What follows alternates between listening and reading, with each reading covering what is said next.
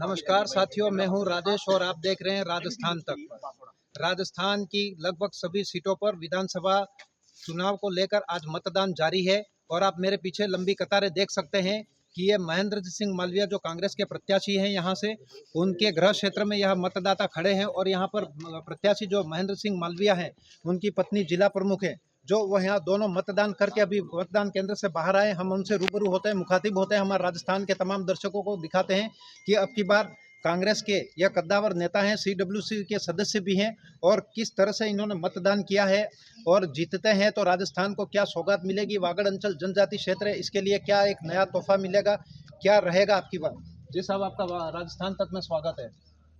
Thank you, धन्यवाद। Sir, आपने मतदान किया, हमारे दर्शकों को बताएं कि क्या किस तरह से कि उत्साहपूर्वक मतदान किया, क्या रहा है।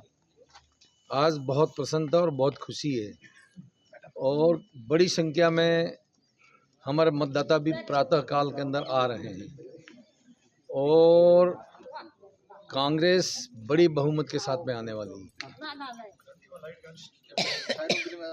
जो है काफ़ी उम्मीद है आपके ऊपर यहाँ के जनता की कि अब की बार जो है हमारे महेंद्र सिंह मालवीय जीत के जाएंगे तो लोगों को कोई अच्छी सौगात मिलेगी। मेरी पहली सौगात है इस क्षेत्र में पानी की।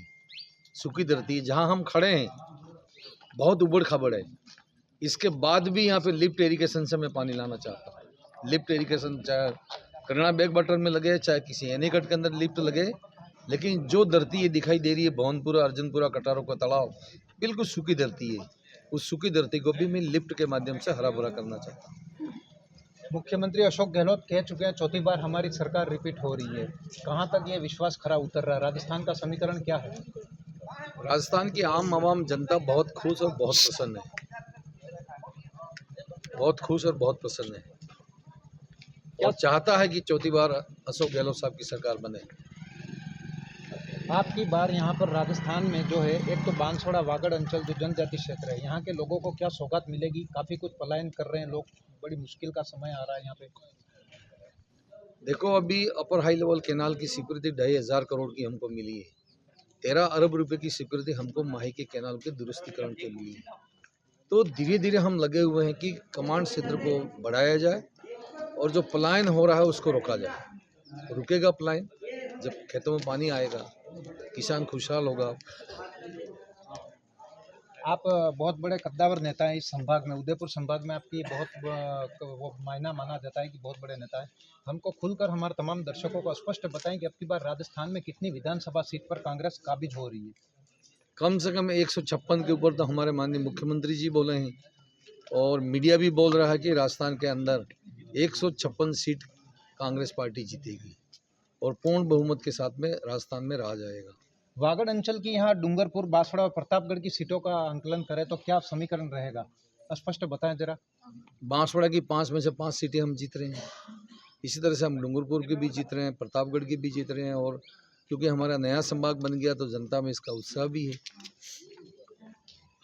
मुख्यमंत्री अशोक गहलोत की यहाँ गारंटी योजना का काफ़ी प्रचार प्रसार भी हुआ है, तो वहाँ केंद्र सरकार को लेकर भाजपा भी आरोप प्रत्यारोप आप पे पार्टी पे लगा रही है। भारतीय जनता पार्टी के पास बोलने के लिए कोई शब्द नहीं है, इनके पास कुछ मुद्दा ही नहीं है। योजनाएं हमारी 17 प्रकार की गारंटी हमारी है और इस गारंटी से आम जनता बहुत प्रसन्न और बहुत खुश है। अशोक गहलोत आपकी विधानसभा क्षेत्र में कई बार आ चुके हैं और आपसे काफ़ी दिलचस्पी रुचि भी रखते हैं और आपको उसके उनके प्रति काफ़ी आपका भी लगन है और लोगों में भी काफ़ी खुशी दिखाई देती है। जब अशोक गहलोत यहाँ हेलीकॉप्टर लेके आते हैं तो आपके जो विधानसभा क्षेत्र में लोगों में काफ़ी उत्साह दिखाई देता है, क्या इसकी पीछे राज है। आज से नहीं, पिछले 40 साल से अशोक गहलोत साहब के साथ में मैं जुड़ा हूँ, विद्यार्थी था उस ज़माने से, और उनकी वजह से ही मैं 2 बार जिला प्रमुख बन गया, 1 बार MP बन गया, 4 बार का ये MLA का चुनाव लड़ रहा हूँ। ये तमाम आशीर्वाद है अशोक गहलोत साहब का और यहाँ की जनता भी इस बात को जानती है। इसी बात पर ये अभी हाल ही शिवराज सिंह भी यहाँ आए थे, MP के मुख्यमंत्री, उन्होंने वंशवाद का आरोप लगा दिया, काफ़ी कुछ गंभीर आरोप लगा गए। इससे क्या फ़र्क पड़ता है, कोई जिला प्रमुख है तो कौन सी बहुत बड़ी पोस्ट पे बैठी हुई है, और क्या वंशवाद है और क्या है। और दूसरी चीज़, अगर जनता जीता ही रही है तो प्रजातंत्र में सबको लड़ने का अधिकार है, लड़े, जीत सकते हैं। एक आखिरी सवाल आपसे, पूरे प्रदेश के अंदर अगर सरकार आपकी आती है तो प्रदेश को क्या सौगात मिलेगी, और एक स्पेशल जनजाति क्षेत्र के लिए क्या TSP क्षेत्र में जो कोई भी मंत्री बनता है, कोई बनता है, तो उसके लिए क्या रहेगा। दो सवा लाख में। इस बार अगर हमारी सरकार बनती है तो ज्वलंत एक समस्या है, और वो समस्या है कि प्रशासनिक सेवाओं में हमारे यहाँ के बच्चे नहीं निकलते हैं। हम चाहेंगे कि अलग से प्रशासनिक सेवा के अंदर आरक्षण की व्यवस्था हो। और बार बार हमारे राहुल गांधी जी भी कह रहे हैं, खड़गे साहब भी कह रहे हैं, मुख्यमंत्री जी कह रहे हैं कि जाति आधारित जनगणना हो। जब जाति आधारित जनगणना होगी तो दूध का दूध और पानी का पानी सामने निकल के आ जाएगा। तो कौन सी जनसंख्या कितने प्रतिशत है, उसी अनुपात के अंदर हम विकास की योजना बनाएंगे। तो ये थे कैबिनेट मंत्री महेंद्र सिंह मालविया, उनके साथ में जिला प्रमुख रेशम मालविया। हम उनसे भी रूबरू होते हैं। जी मैडम, आज आपने मतदान किया, हमारे तमाम दर्शकों को बताएं किस तरह से उत्साह रहा और क्या संदेश है लोगों को। बहुत अच्छा लग रहा है।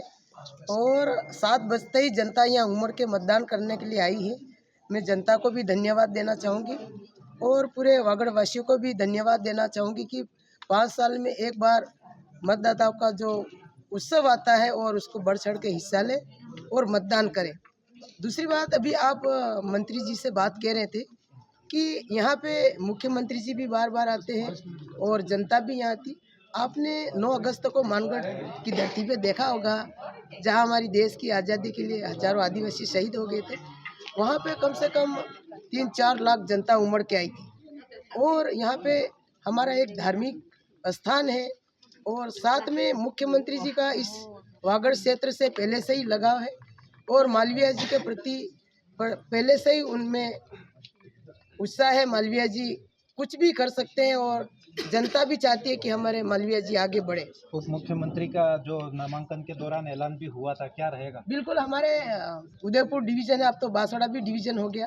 यहाँ के हमारे आदिवासी बेल्ट हैं, ये चाहते हैं कि हमारे जो आदिवासी भाई है वो उधर उधर भड़क के जा रहे, तो हमारे आदिवासी को भी कम से कम एक उप मुख्यमंत्री का पद मिलना चाहिए। ये हमारे यहाँ के नौजवानों को, यहाँ की जनता की ये मांग है। और दूसरी बात, हमारा जो बागीदरा विधानसभा है, मालविया जी ने पूरा काम कर दिया, अब कोई काम बाकी रहा नहीं। जब भी हमारी सरकार आएगी तो हम बागीदरा को जिला बनाना चाहेंगे, एक ये जनता की मांग है। कुशलगढ़ में भी मांग उठ रही है अलग से जिला बनाने की, ये बागीदरा में भी आपने मांग कर दी? नहीं, बागीदरा में तो मालविया जी चौथी बार जीत रहे हैं, इसलिए हाँ हैट्रिक बन रही है, इसलिए बागीदरा विधानसभा की जनता की यही मांग है। और हम सेंटर में पड़े, कुशलगढ़ भी है पर वो एक साइड में है और बागीदरा है वो सेंटर में विधानसभा है। मालविया जी, एक आखिरी सवाल दोबारा याद आ गया, रेल को लेकर क्या विशेष अब की बार आपकी सौगात रहेगी यहाँ पर? रेल का जो जनजाति क्षेत्र का एक सपना अधूरा है काफ़ी लंबे समय से, और श्रीमती सोनिया गांधी जी ने इनका शिलान्यास किया था, तब से लेकर अभी तक पेंडिंग चल रहा है और जनजाति क्षेत्र एक खास मांग है। देखो, भारत सरकार ने हमारे यहाँ की जनता के साथ में धोखा किया। जब भारत सरकार ने यही भी कहा कि इसकी फिजिबिलिटी नहीं बनती है, तो हमने कहा कि जितना पैसा राजस्थान सरकार के देने की आवश्यकता होगी हम देंगे। राजस्थान सरकार ने भारत सरकार को 1200 करोड़ रुपया दिया, तब जाके रेल परियोजना हमारी मंजूर हुई थी। लेकिन जैसे ही हमारा राज बदला, तो उस राज बदलते ही प्रधानमंत्री जी ने रेल इस स्कीम को, इस प्रोजेक्ट को बंद कर दिया। निश्चित रूप से 24 के अंदर हम दोबारा से जीत के आएंगे। हम नहीं आएंगे तब तक ये हमारे साथ में कोई इंसाफी करने वाले नहीं है। आने वाले समय के लिए बांसवाड़ा के अंदर देखते हुए, पावर प्लांट को देखते हुए और जनता की असुविधाओं को देखते हुए रेल यहाँ आना बहुत जरूरी है। तो ये थे कैबिनेट मंत्री महेंद्र सिंह मालविया। तो उन्होंने कहा है कि जैसे ही हमारी सरकार आएगी हम रेल का जो मुद्दा पूरा करेंगे। हमारे साथ कुछ मतदाता हैं, हमारे कैमरामैन से कहूँगा तमाम तस्वीरें दिखाएं यहाँ पर कि किस तरह से लोगों में उत्साह दिखाई दे रहा है। सामने से तस्वीरें दिखाएं, हमारे चेहरे दिखाएं, सभी अपने थोड़े वोटर आईडी बताएं, तमाम हमारे वोटरों से रूबरू करेंगे। ये पूरी तस्वीरें आप देख रहे हैं, हमारे साथ कुछ मतदाता भी है। जी बताएं, पहली बार मतदान कर रही हैं क्या? दूसरी बार मतदान करें। आपके किसी पार्टी का नाम मत लेना, क्या मुद्दा है यहाँ का इस विधानसभा क्षेत्र में?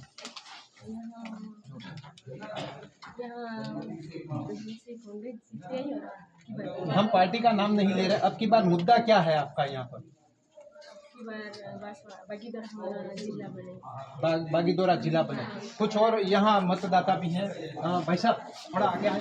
आपका क्या खास मुद्दा, आपकी बार यहाँ पर मतदान करने आए, क्या मुद्दे को लेकर मतदान कर रहे हैं? हमारी इस सरकार ने जो योजनाएं चलाई हैं वो बहुत अच्छी योजनाएं हैं, जिसमें ये मैं मुद्दे की बात कर रहा हूँ, यहाँ योजना की बात नहीं। हमें किसी पार्टी से सरोकार नहीं है, हमारी जनता को सिर्फ आप मतदान करने आए हैं। क्या मुद्दा है आपका? मुद्दे ये है कि एक मुद्दा था कि हमारा बागीदोरा जिला बने, और दूसरा मुद्दा है कि जातिगत आधारित अगर हमारी सर्वे हो तो ये दूध का दूध और पानी का पानी हो जाए, और हमारे जो भी लोगों की डिमांड। ये कौन सा क्षेत्र है जहाँ आप मतदान करने आए? वागड़ क्षेत्र है। नहीं, ये गांव कौन सा है? ये भवानपुरा गाँव। भवानपुरा। तो ये थे भवानपुरा मतदान केंद्र से हम हमारी तस्वीरें ताज़ा दिखा रहे हैं मतदाताओं की। इन्होंने मतदाताओं ने कहा है कि यहाँ पर हमारा जिला बने, यह एक हमारा प्रमुख मुद्दा है। एक युवती मतदाता थी, उसने भी यही मांग करी है कि यह बागीदोरा जो है जिला घोषित हो जाए, और यही कैबिनेट मंत्री ने रेल का सपना है वो जल्द साकार करने का भी यहाँ से उन्होंने घोषणा की है। कैमरा पर्सन के साथ राजस्थान तक के लिए राजेश सोनी, बांसवाड़ा।